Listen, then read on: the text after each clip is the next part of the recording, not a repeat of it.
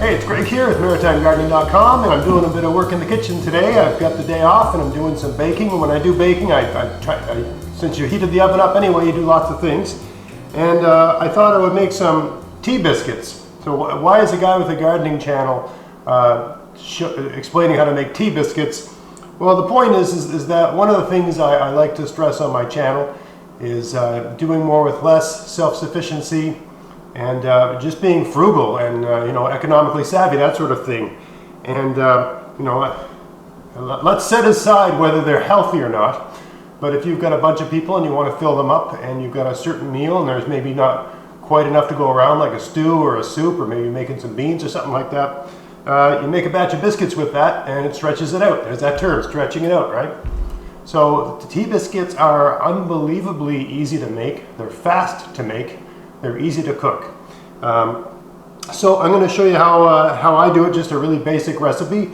I'm going to do a couple little substitutions in the recipe because I and my wife are lactose intolerant. We're actually just completely dairy free. The kids aren't, but anyway. So I'll put the ingredients up with both those options and the substitutions, because if I can't have butter, but if you can have butter, why would you ever want to go without it? Right? So let's get started here. So I got 2 cups of flour. You're going to see how easily and quickly this goes together.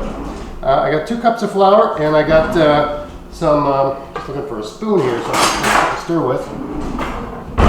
I got 2 cups of flour in here, and the trick with tea biscuits is to mix your dry, mix your wet, and then combine them, shape the biscuits, and get in the oven right away. The oven is preheated right now to 400. That's the oven, 400 degrees Fahrenheit, whatever that is in Celsius. So I've got the oven already hot. I got a pan all ready to go. It doesn't need to be greased. This isn't a huge recipe. This is just like a really sort of for one meal, or maybe 2, depending on the size of your family, how much people like to eat. So I got my flour in here, and now I'm going to add my baking powder. These are baking powder biscuits. So this recipe I'm using here calls for 2 teaspoons, right? So there's 2.5 teaspoons. Remember, I'm going to put these ingredients up, so don't worry. You don't have to write you can write them down as I explain them, but I'll either put them in the video or I'll put them in the description box. So that's 2, and then we'll do a half. All right, that's 2.5 teaspoons of baking powder. And what's the other dry stuff? Everything else I would call wet. Yeah, that's basically the dry. So now I'm just going to distribute the flour and the sort of evenly distribute the baking powder in with the flour. There, now the oven's preheated. Okay, so we got my baking powder and the flour sort of evenly distributed. There's baking powder everywhere within the flour. Now here's the key part, and if you've ever looked at a recipe, they don't necessarily explain how to do this well. And certainly the first couple times I tried this when I was in my 20s, it was a complete failure. You put your butter in. This recipe calls for a cup of butter. You can pretty much use any fat. This is that lactose-free margarine stuff. Butter is for flavor. Butter is the best thing you could use. But you can use any kind of fat. I mean, you could use coconut oil, because that's very butter-like. It would give you that coconut flavor. You could use lard, you could use old bacon fat. It really depends on your own personal tastes and sensibilities. All right, so now we got our flour and our baking powder, and the butter. This isn't butter, but I'm going to call it butter just for simplicity. And now you got to do this thing called cutting it in, right? So you take a couple forks. How about I bring the camera a little closer, you can see exactly what I'm doing. All right, so I'm just taking the forks and I'm sort of working this stuff in to the flour. I'm basically cutting. This is called cutting in the butter or the lard or whatever you're using here, right? Cutting this up, shortening, I suppose. It really doesn't have a lot of flavor. I mean, you want to put some sort of your thick, hard, some kind of thick fat that is hard at room temperature is basically what you're looking for, is the goal. So I got that mostly cut in, and now I've found, anyway, personally, it's better to get your hands in there. You just get your hand in and sort of squeeze and use a weird kind of motion where you sort of move your fingers over like that. See that your thumb's going across, right? You can use two hands, but I like to leave one hand sort of free, so it's clean, that sort of thing, right? But it only takes a minute, but you do this. This is the sort of thing you can whip up a batch of tea biscuits in about 10 minutes or something like that, maybe even 5, you know, if you're not explaining it on a camera, and so on and so forth. But you get this nice, just evenly distributed, and the texture of this will sort of look almost like rolled oats. You know, I mean, this is just basic flour, you know, all-purpose white flour. But what you're going for when this is properly cut in, worked up, is this sort of rolled out sort of texture. And you can grab it and it'll stay together like a snowball, right? You can make a snowball out of it, but it still breaks up no problem. So you can grab it, squeeze it, stays together, and you do that and it breaks up. That's what you're looking for, so we're there. All right, so we got our dry all ready. Now we're gonna get our wet ready. All right, we got half a cup of milk. This is almond milk, but you know, if you can use real milk, use that. And an egg. Notice I'm keeping my wet and my dry separate. I mean, maybe you don't have to be this fussy about things, but I find it works better when you sort of keep the dry and keep the wet right until the last minute. So I got that milk. I'm going to put about half a teaspoon of salt in here. When you're using like lactose-free alternatives, they just don't have the salt of butter, so I find adding a little bit more salt to everything seems to work. So if you're and it's kind of like a heaping, almost a teaspoon. So yeah, if you're using butter that's got salt in it, unless it's salt-free butter, you know, just use less salt. Maybe use a pinch of salt, sort of thing, right? It really depends. But yeah, these lactose-free products, they don't tend to have the lactose-free milk doesn't have as much sugar in it, doesn't have as much fat in it. And you know, the vegan margarine doesn't have as much salt in it.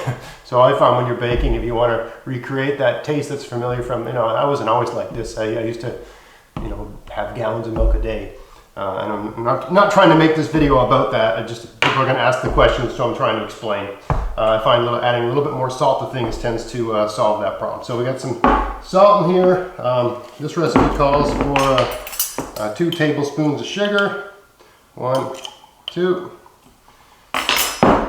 and that's it. So now I'm going to whip this all up. I mean, some people might think salt and sugar are a dry ingredient, and I guess they are dry in a sense, but they dissolve, right? So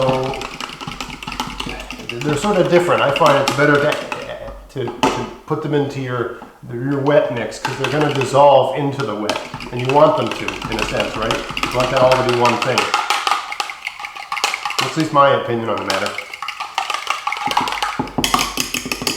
All right, so there's all that stuff. Now we're going to mix these two together. You see me here? Yeah. Now, the key to making tea biscuits is not to mess around with it too much. Get it mixed, get it shaped, get it in the oven. Don't knead and work it and stuff like that. It's not a yeast bread, it's a quick bread, right? It's a baking powder bread. So you don't want to be messing around with it. Just mix it in, and once it's mixed, stop messing with it. And it'll rise better, it'll be fluffier, it'll be lighter, it'll just be more pleasant to eat. Okay, so I can't see any dry, and it's all sort of come together, and see it's all in one piece. So we're done. We're done mixing this, okay? Stop messing with it. All right, so now I'm gonna add some, we're gonna put some flour on the countertop.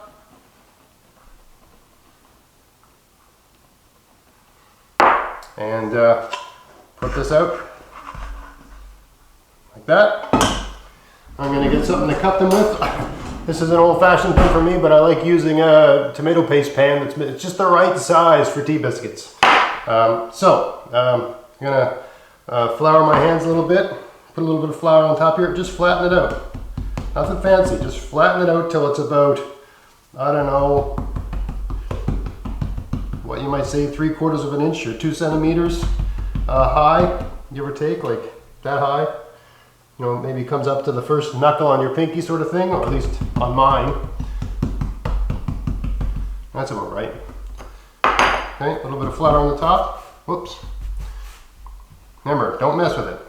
And then cut them out. And do everything quick.